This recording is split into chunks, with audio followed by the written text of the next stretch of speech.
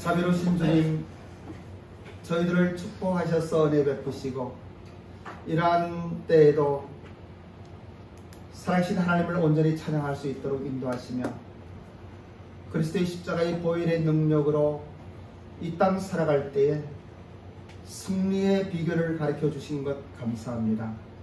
오늘은 듣는 자는 살아나리라 하는 말씀 지난주도 전했지만 다시 한번 하나님의 은혜 속에 대언하기를 원합니다. 주님 은혜 베푸소서. 감사드리며 예수님의 이름으로 기도드리옵나이다. 아멘. 오늘 하나님께서 저와 여러분에게 주시는 말씀은 요한복음 5장 10절로 25절의 말씀입니다. 제목은 듣는 자는 살아나리라. 이 듣는 자는 살아나리라 2입니다. 2. 자, 한번 복창합니다. 시작.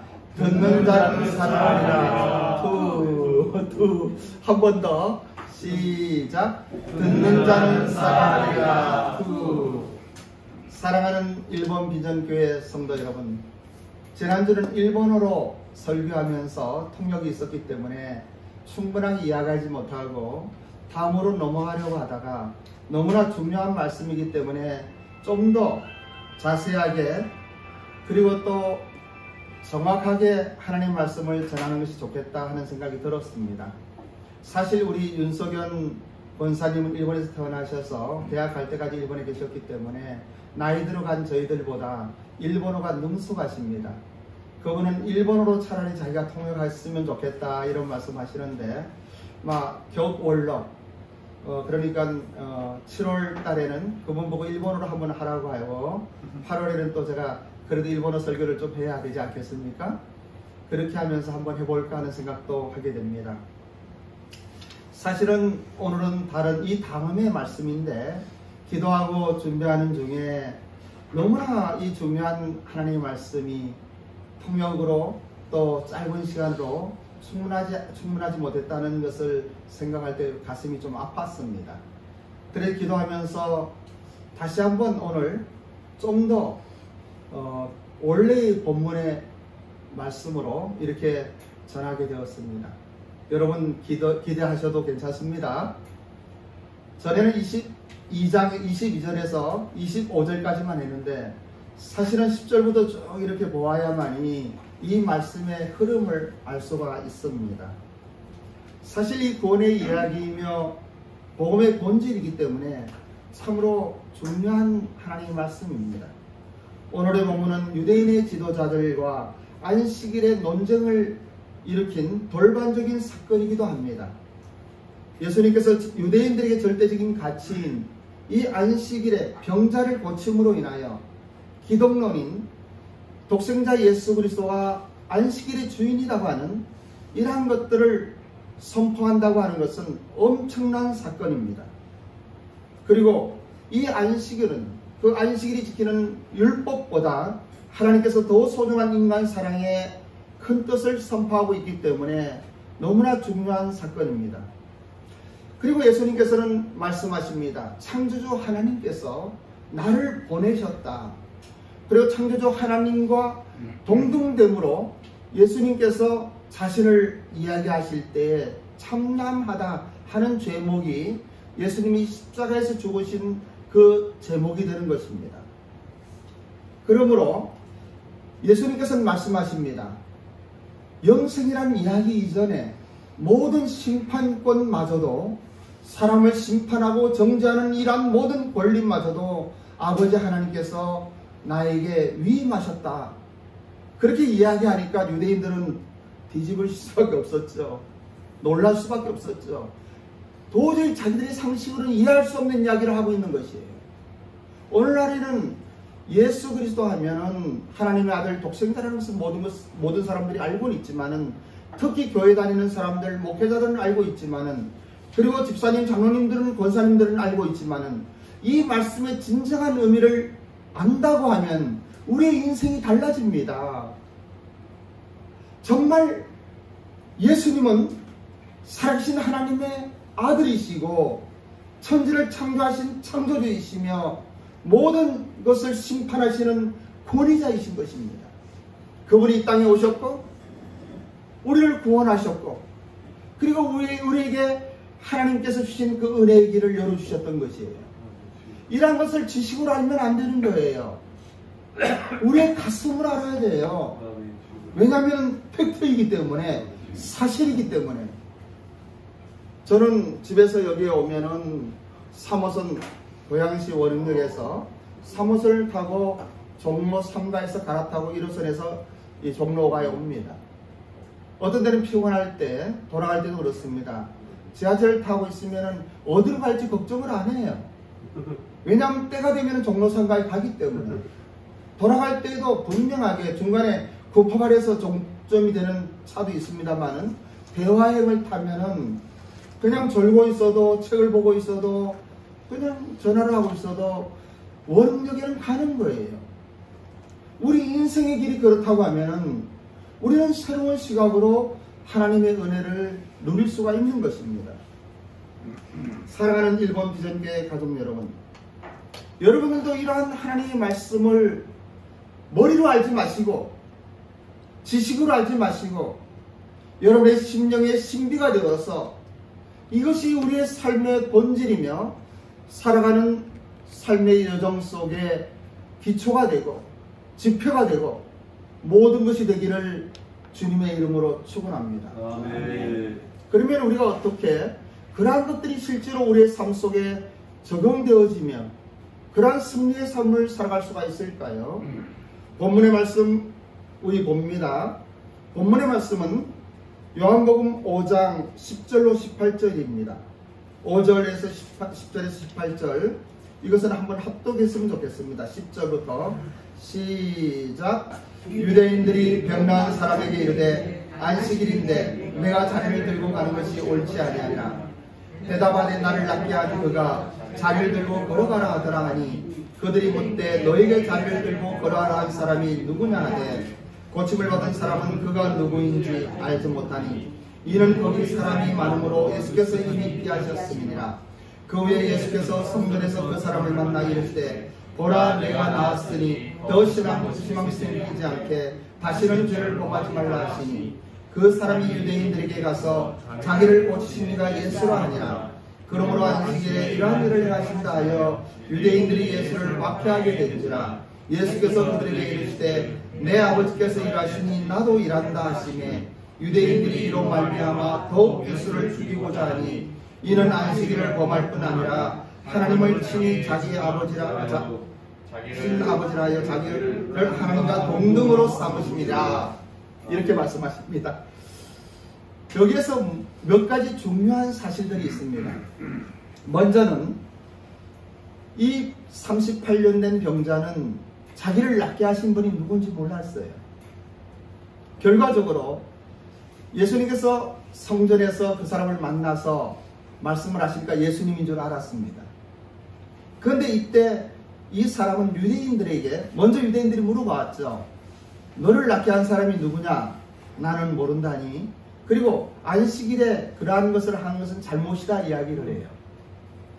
그런데 예수라고 하는 것을 알았을 때 이 사람이 다시 유대인들에게 가서 나를 낫게 한 사람이 예수라고 이르는 거예요. 사실은 이르는 거예요. 이것을 볼 때 우리의 인간, 우리의 살아가는 우리의 삶 속에서의 나의 모습을 보게 되는 거예요. 나를 구원하셨고 낫게 하셨고 은혜를 베푸셨음에도 불구하고 그때의 문화는 이 유대 지도자들은 절대적인 권력을 가지고 있었어요. 그리고 그때 이스라엘 백성들은 율법 속에 살아있었기 때문에 이 안식일을 지킨다고 하는 것은 생사를 가늠하는 중요한 사건입니다. 그래서 그들에게 나를 낫게 한 사람은 예수다 이렇게 이야기하는 거예요. 그런데 예수님께서 뭐라고 말씀하십니까? 17절에 예수께서 그들에게 이야기합니다. 내 아버지께서 일하시니 나도 일한다. 내 아버지라고 하는 거예요. 유대인들은 하나님의 이름 여호와 하나님, 야훼 하나님의 이름도 부를 수가 없었어요. 왜냐하면 하나님을 만나면 뭐 그냥 즉사하는 줄 아니까. 사실이에요. 율법 세계에서는 하나님을 만날 수가 없어요. 왜냐하면 죄인은 하나님 만나면 그 자리에서 죽을 수밖에 없는 거예요. 그런데 예수님께서 내 아버지라고 이야기하시는 거예요. 그래서 18절에 유대인들이 이로 말미암아 더욱 예수를 죽이려고 한다. 안식일을 범할 뿐 아니라 하나님의 자기 친아버지라 하여 하나님과 자기를 동등됨으로 삼는다. 엄청난 사건이에요. 이러한 사건들을 우리가 성경을 묵상하며 볼 때 가슴으로 느껴야 되는 거예요. 왜냐하면 성경의 해석법의 기본은 그 역사적인 배경도 살펴봐야 되는 것이기 때문에 그래요. 그런데 얼마나 많은 설교자들과 목회자들이 이러한 것을 무시하고 그냥 있는 그대로만 이야기하니까 이해가 안 되는 부분이 참 많아요. 그래서 우리는 이러한 것들 잘 생각해 보셔요. 예수님께서는 지금도 살아계셔서 우리의 생사화복을 주장하는 하나님이란 사실이에요. 그래서 이러한 모든 사건들은 너무나 파격적인 큰 충격을 주는 엄청난 선언인 것이에요. 이러한 것들이 우리의 가슴속에 와닿아야 돼요. 너무나 당연했던 모든 삶의 습관들과 가치를 송두리째 바꾸어주는 이러한 터닝포인트의 사건이 오늘 이 사건인 것이에요. 베데스다 연못에서 38년 된 병자를 고치시고 안식일 내 자리를 들고 일어나 걸어가라고 하는 이러한 사건들은 그냥 나타나는 사건이 아니에요. 유대인들이 예수님을 핍박하고 죽이려 하고 박해를 시작하는 것을 예수님이 몰라서 그랬을까요? 아니에요. 예수님은 하나님께서 일하시는 그 길을 알면서 그 고통의 길과 고난의 길을 그렇게 가시는 거예요. 오늘날 우리는 어떻습니까? 하나님께서 분명히 이 길로 인도하시는 것을 알면서도 우리는 그 길을 피할 때가 많이 있어요. 너무나 힘들고 어려운 길이기 때문에. 그런데 이러한 예수님을 묵상하면서 부족하지만은 아직 어리석고 아직은 많이 모자라지만은 그러나 예수님이 가신 그 길 나도 가겠다고 고백하며 가는 그것이 신앙인의 발걸음인 것이에요. 여러분의 생각대로 여러분은 마음대로 살지 마십시오. 여러분 한 사람 한 사람은 너무나 소중하기 때문에 하나님은 여러분 한 사람 한 사람을 위하여 십자가에서 죽으셨을 뿐만 아니라 여러분 한 사람 한 사람에게 기대를 하시고 사명을 주시고 부탁하는 것이 있기 때문이에요. 본문의 말씀 요한복음 5장 19절에 23절까지도 한번 합독합니다. 19절로 23절입니다. 시작. 그러므로 예수께서 그들에게 이르시되 내가 진실로 진실로 너희에게 이르노니 아들이 아버지께서 하시는 일을 보지 않고는 아무것도 스스로 할 수 없나니 아버지께서 행하시는 그것을 아들도 그와 같이 행하느니라. 아버지께서 아들을 사랑하사 자기가 행하시는 것을 다 아들에게 보이시고 또 그보다 더 큰 일을 보이사 너희로 놀랍게 여기게 하시느니라. 21절 시작. 아버지께서 죽은 자들을 일으켜 살리신 같이 아들도 자기를 원하는 자들을 살리시느니라. 22절 아버지께서 아무도 심판하지 아니하시고 심판을 다 아들에게 맡기셨으니 이는 모든 사람으로 아버지를 공경하는 것 같이 아들을 공경하게 하려 하시니라. 아들을 공경하지 아니하는 자는 그를 보내신 아버지도 공경하지 아니하니라. 이렇게 말씀하십니다. 어떤 사람들은 제 목소리가 좋다고 그래요. 어떤 사람들은 좋을 수밖에 없는 이유가 있어요. 저는 성경을 큰 목소리로 많이 읽습니다. 요즘엔 좀 안 그러는데 젊을 때는 성경을 큰 목소리 읽는데 아마 임사무가 녹음했는지 누가 녹음했는지 몰라도 그것을 녹음을 해놨는데 내가 들어도 너무 좋은 거예요. 여러분 우리가 입에서 나오는 그런 모든 것들은 우리 몸이 들어요. 몸이. 하나님의 말씀을 크게 한번 봉독해 보셔요. 크게 소리 외쳐서 한번 봉독해 보셔요. 그 말씀이 생명으로 나한테 와닿는 거예요. 이러한 팔불출문화, 이 팔불출문화가 우리 일본 민족 공동체의 자랑스러운 문화 아닙니까? 아멘. 그래서 저는 잘하는 거 없고 못났지만은 주님만 의지하고 주님만 바라보고 살아갔던 사람들의 여정이 저는 자랑스러운 거예요. 당당한 거예요. 못나고 부족하고 여러 가지 뭐 자랑할 거 없지만은 한 가지 자랑할 수 있는 것은 내 평생에 살아계신 하나님을 인정하고 아멘. 그 하나님 바라보고 살아왔다고 하는 것이에요. 아멘. 이보다 더 담대한 건 없어요. 아멘. 그래서 저는 여러분들에게 말씀을 드리는 거예요. 이러한 것들 자랑스러운 겁니다. 본문의 말씀은 19절에서 23절의 말씀이에요. 안식일의 문제에 관련해서 이 유대인들이 예수님을 비난하고 죽이려 하는데 그것을 대답하는 성격이 있어요. 예수님께서는 자신에게 사람들을 심판하는 권세가 있다고 하는 것이에요. 그리고 자기의 증거가 참되다고 하는 것을 이야기하는 거예요. 왜냐하면 유대인들이 예수님을 하나님의 아들 되심을 문제 삼았기 때문에. 그런데 예수님은 말씀하셔요. 하나님의 아들 될 뿐만 아니라 세상을 심판하는 심판의 권리도 주셨다. 그리고 아버지가 일하는 그 일을 나도 일한다고 하는 거예요. 이건 환장하고 뒤집어지는 일이죠. 네? 이거는 그 사회에 이해할 수 없는 이야기죠.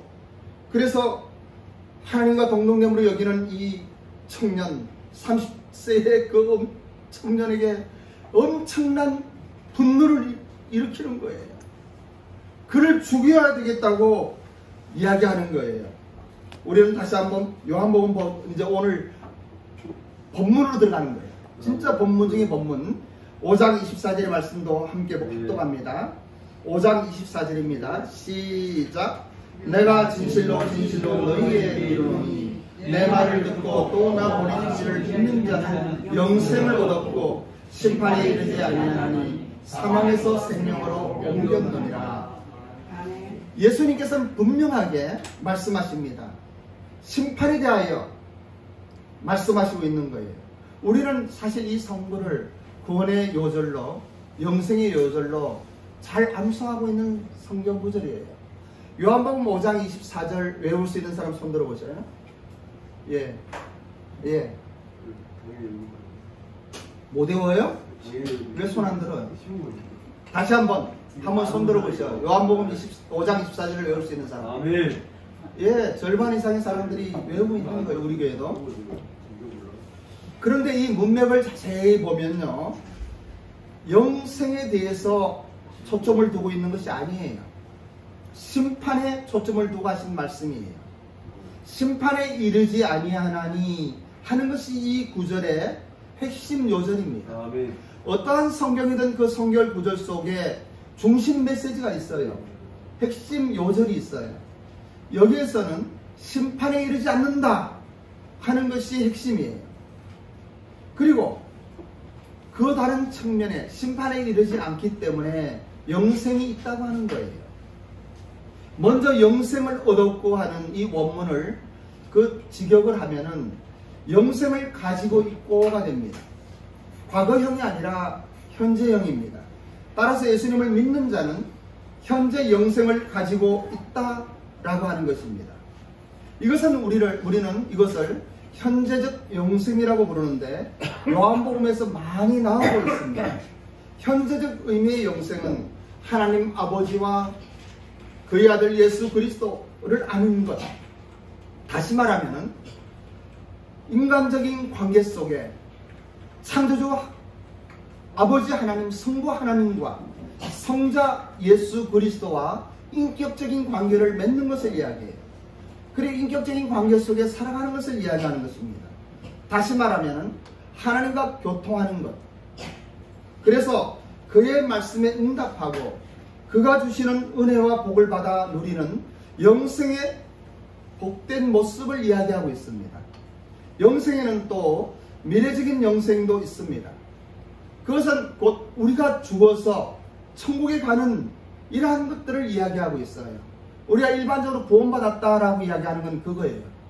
사실은 성경에서 구원받았다라고 하는 이야기는 여러분 착각하면 안 돼요. 죽어서 천국 가는 구원을 이야기하는 것은 신약 성경에서는 10%도 되지 않습니다. 왜냐하면 구원받은 사람들, 하나님의 은혜를 누린 사람들에게 편지를 쓰고 있기 때문이에요. 세상 사람, 생명 밖에 있는 사람들에게 편지 쓰는 것이 아니에요. 그러면 그 구원의 뜻은 무엇인가 하는 것이죠. 이 구원에는 5가지의 구원이 있어요. 첫째는 제일 중요한 것, 우리가 지금 이야기하고 있는 죄 용서함 받는 거예요. 우리가 하늘나라 가는 것은 죄가 있어서 그런 거예요. 죄의 대가를 치르기 때문에 사망이 오고 하나님의 심판을 받을 수밖에 없는 거예요. 그런데 우리 예수님께서 나의 죄를 위하여 십자가에 죽으셨던 그분께서 이 심판하는 권한을 가지고 있는 거예요. 그래서 내가 너의 모든 죄를 대신해서 죽지 않았느냐?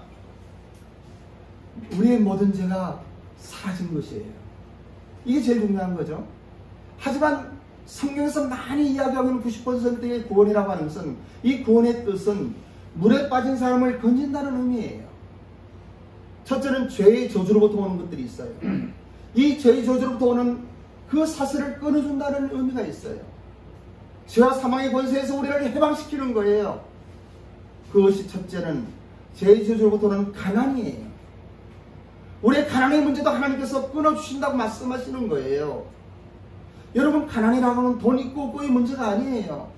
항상 부족하고 힘들고 지치는 우리에게 비록 환경은 어렵더라도 충만하게 하고 하나님을 찬양하며 하나님과 더불어 살아가는 영광을 노래할 수 있는 이러한 믿음을 주시는 거예요. 그러면 또 경제적으로 회복이 되는 거예요.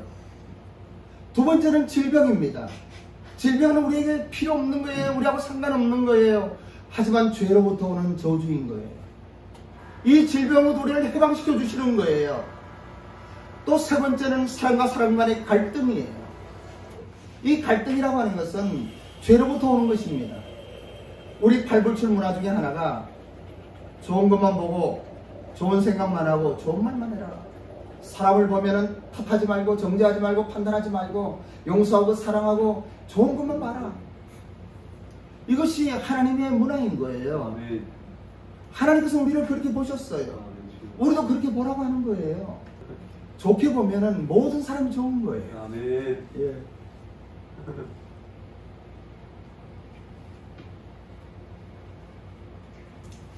우리가 이러한 5가지의 구원의 문제에서 오늘은 죄 용서 받는 이 영생의 문제를 조금 이야기합니다.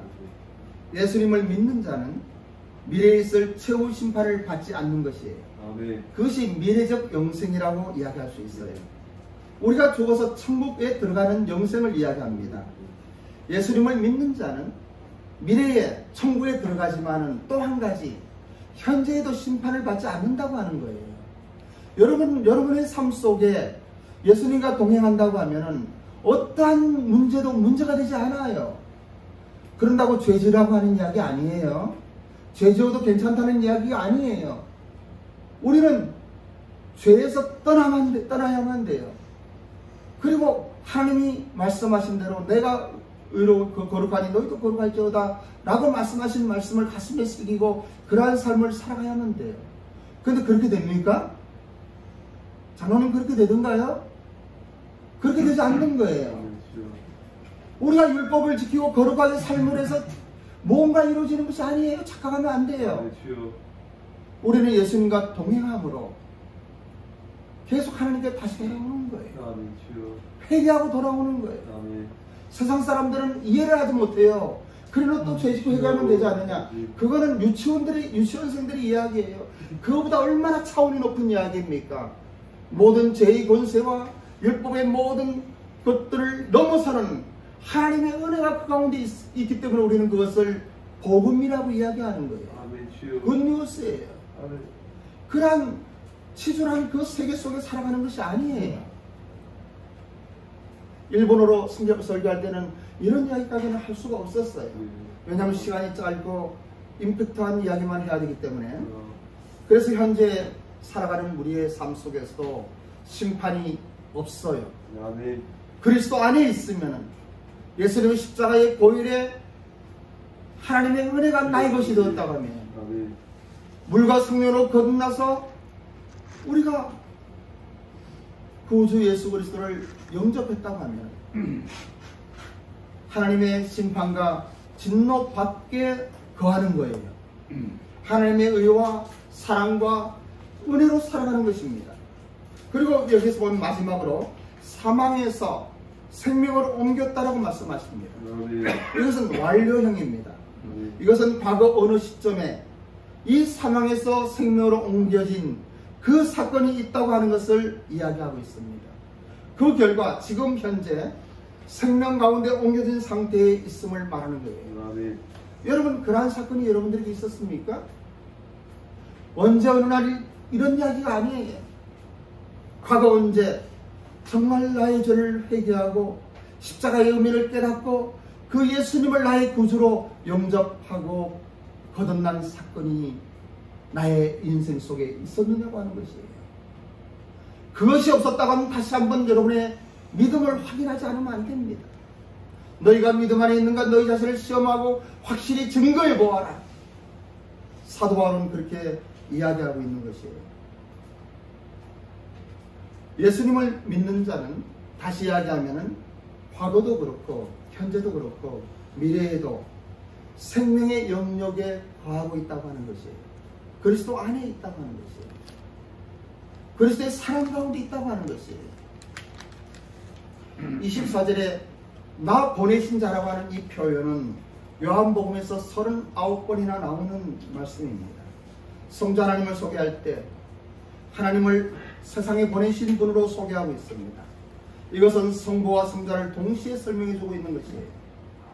그래서 우리가 믿는 이 기독교라고 하는 것은, 이 기독교라는 신앙은 내용이 명확하고 콘텐츠가 분명해야만 됩니다. 하나님 말씀인 성경이 알려주는 복음의 본질이 무엇인가 명확하게 분명히 알고 믿어야만 됩니다. 우리는 창조주 하나님을 믿으며 그리고 세상을 치료하시고 우리를 사랑하셔서 우리의 삶과 생사화복을 주관하시는 살아계신 하나님이라고 하는 것을 믿습니다. 아멘. 우리는 기독교라고 하는 종교 속에 있는 종교인이 아닙니다. 우리가 믿는 이 신앙은 삶의 본질입니다. 하나님과 더불어 살아가는 우리의 삶 속에 하나님의 은혜가 임하는 것이에요. 구원의 본질은 그것이에요. 이러한 사실들을 깨달아야만 되는 것이에요. 이런 것을 모를 때 성경을 좀 안다고 하면은 그래서 구원파에 빠지고 또 잘못하면 신천지에 빠지고 잘못된 것으로 빠지는 거예요. 우리가 이런 복음에 대한 것을 분명하게 알지 않으면 안 되는 거예요. 아멘. 다시 한번 요한복음 5장 25절의 말씀을 우리가 합독하기를 원합니다. 25절입니다. 시작. 진실로 진실로 너희에게 이르노니 죽은 자들이 하나님의 아들의 음성을 들을 때가 오나니 곧 이때라. 듣는 자는 살아나리라. 아멘. 여기서 죽은 자들은 영적으로 죽은 자들을 이야기합니다.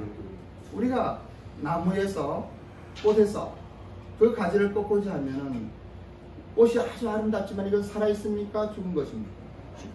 예, 죽은 거예요. 때가 이르면 죽게 되는 것이에요. 왜냐하면 뿌리와 생명하고 연결되어 있지 않기 때문에. 그래서 제 가운데 있는 모든 사람은 죽은 자들이에요. 다시 이야기하면 하나님의 사랑의 영역 속에 있지 않은 사람들이에요. 다시 말하면 거듭나지 않은 사람들이에요. 다시 말하면 하나님의 은혜를 깨닫지 못한 사람들이에요.